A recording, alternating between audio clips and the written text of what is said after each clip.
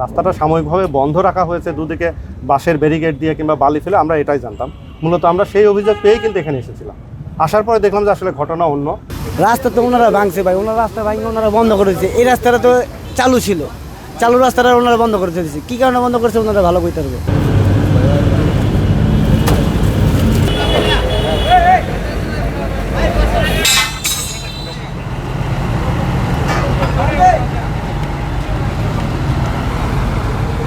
আমাদের হয়েছে যে আমাদের কাছে অভিযোগ যে এই রাস্তাটা দীর্ঘদিন ধরে বন্ধ আছে।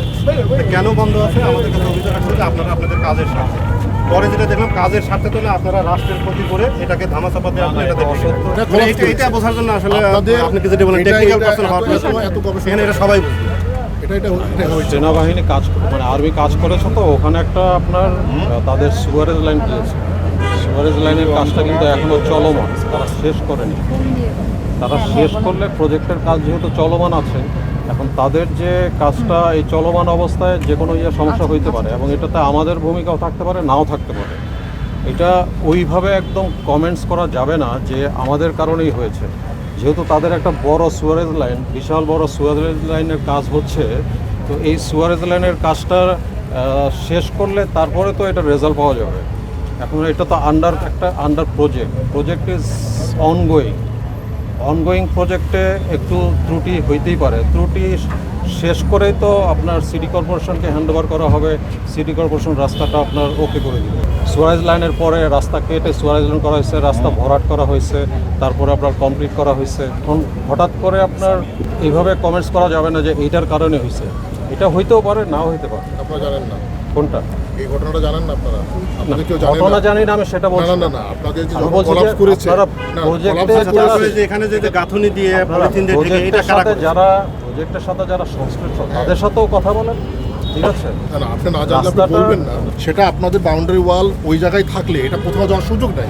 এটা ভেরি কমন একটা ব্যাপার। এটা বোঝার জন্য খুব বেশি কিছু প্রয়োজন নাই। এখান থেকে আপনারা আমরা যে প্রজেক্টটা যাদের আন্ডারে তাদের সাথেও যদি একটু কথা বলেন, তারা যদি বলে যে আমাদের কারণেই হয়েছে, তো এটা তো আমাদের মেনে নিতেই হবে।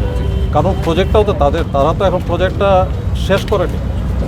তারা প্রজেক্টটা শেষ করুক, শেষ করে হ্যান্ড ওভার করুক। তারা বলতে কি আর্মিদের কথা আমি বলছি যে যারা এই প্রজেক্টটা করছে, যারা এই প্রজেক্টটা করছে তাদেরও তো মতামতটা নিতে হবে যে তারা প্রজেক্টটা শেষ করে হ্যান্ড ওভার করে উপযুক্ত করেছে কিনা।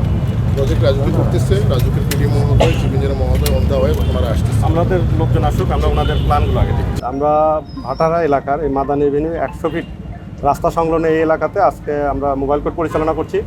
এবং আমাদের মোবাইল কোর্ট পরিচালনা করে আমাদের কাছে যে অভিযোগ আসে যে আমরা যে রাস্তার উপর দাঁড়িয়ে আছি 100 ফিট রাস্তা, এই রাস্তাটি বেশ কিছুদিন ধরে এটা সাময়িকভাবে বন্ধ রাখা হয়েছে। এটার কারণ উদ্ঘাটনের জন্য আমরা এখানে আসলে যেটা দেখতে পাই যে কিছু এলাকা এখানে ফেটে দেবে গেছে, এবং সেই এলাকাটি তারা পলিথিন দিয়ে ঢেকে দিয়েছে এবং ইটের গাঁথুনি দিয়ে ওই এলাকাটাকে আলাদা করে রাখা হয়েছে। তো এটি কীভাবে হলো এই রহস্যই আমরা এতক্ষণ আসলে উদ্ঘাটনের চেষ্টা করছিলাম। বাট যাদের বিরুদ্ধে অভিযোগ এই অনন্ত গ্রুপ, তারা বলছে যে না, তাদের জন্য হয় নাই। এখানে যে সুয়ারেজের লাইন যেটি আমাদের সেনাবাহিনীর টিম কাজ করছে, তাদের এই কাজের ফলে এটা দেবে গেছে, এটা তারা বলছে। তো সেক্ষেত্রে তাহলে আমাদেরকে আসলে সেনাবাহিনীর যে ইঞ্জিনিয়ারিং করে যারা কাজ করছে তাদেরকে আমাদের দরকার যে আসলে এটার জন্য কারা দেয়। তো ওনারা আমাদের যে দায়িত্বশীল অফিসার আছে উনি অন দ্য ওয়ে কিছুক্ষণের মধ্যে আসবেন, এবং আমাদের রাজুকের যেই প্রকল্পের পিডি উনিও অন দ্য ওয়েতে আছেন।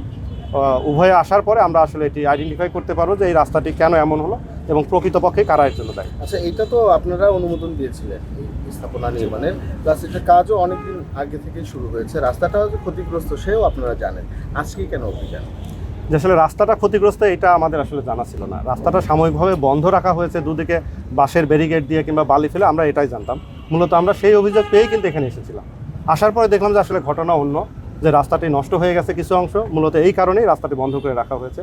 এখন আমাদেরকে আসলে দেখার দরকার যে কাদের কারণে বা কী কারণে রাস্তাটি এমন হয়েছে। রাস্তা কি সিটি কর্পোরেশন দেখার দায়িত্ব না রাজুকের? আসলে এই রাস্তাটি মাদানী এভিনিউ এই রাস্তাটি আপনারা জানেন যে এই রাস্তাটি রাজুকের একটি প্রকল্পের অংশ। বেসমেন্ট সেফটি ওয়ালের যে নিরাপত্তার জনিত যে দূরত্ব থাকার কথা, সেই দূরত্ব আমরা এখানে দেখি যে এটি আমরা আসলে বেসমেন্ট ওয়ালের যেটি আমরা ওনাদের সমস্ত প্ল্যানের কাগজপত্র, আমাদের আজকে দুজন অথরাইজ অফিসার এখানে উপস্থিত আছেন, ওনারা সবাই টেকনিক্যাল পারসন, আমরা দেখেছি।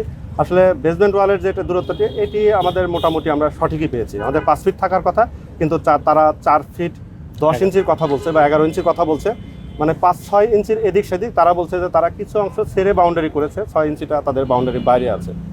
এরকম একটি বিষয় আর কি। আচ্ছা, যদি প্রমাণিত হয় যে এই নির্মাণ যজ্ঞের কারণে রাস্তাটা ক্ষতিগ্রস্ত, তখন আইনি প্রক্রিয়াটা কি হতে পারে? কি রকমের দ্বন্দ্ব কিংবা জরিমানা কিংবা কি এটি আসলে যদি অভিযোগ প্রমাণিত হয় যে কোনো স্পেসিফিক ব্যক্তি বা প্রতিষ্ঠানের কারণে আমাদের এই সরকারি সম্পদের ক্ষতি হয়েছে, অবশ্যই আমরা তাদেরকে আইনের আওতায় নিয়ে আসবো এবং সেটি জেল, জরিমানা, আমাদের মোবাইল কোর্ট আইনের যে বিধান আছে সে অনুযায়ী আমরা ব্যবস্থা নিব। যে রাস্তাতে আমরা অভিযান পরিচালনা করছি, এই রাস্তার আশপাশে আমরা যে ভবনগুলো পাবো, আমরা যেখানে নকশার ব্যত্যয় করে অথবা নকশার অনুমোদন না নিয়েই ভবন করা হচ্ছে, সেখানে আমরা প্রয়োজন বোধে জরিমানা, বর্ধিত অংশ অপসারণ, বৈদ্যুতিক সংযোগ বিচ্ছিন্ন বা মিটার জব্দ, এই ধরনের ব্যবস্থা আমরা গ্রহণ করবো। আমাদের এই অভিযান বিকাল 5টা পর্যন্ত চলবে।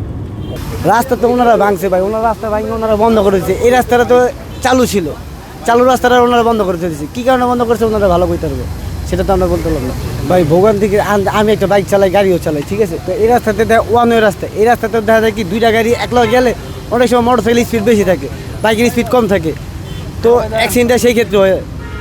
আর দেখা যায় কি ভাই, একটা প্রাইভেট হলে কিংবা একটা মোটর সাইকেলে গেলে আপনি দেখা যায় কি এক রাস্তার ভিতরে দুইটা গেলে 19-20 হলে কিন্তু অ্যাক্সিডেন্ট হয়।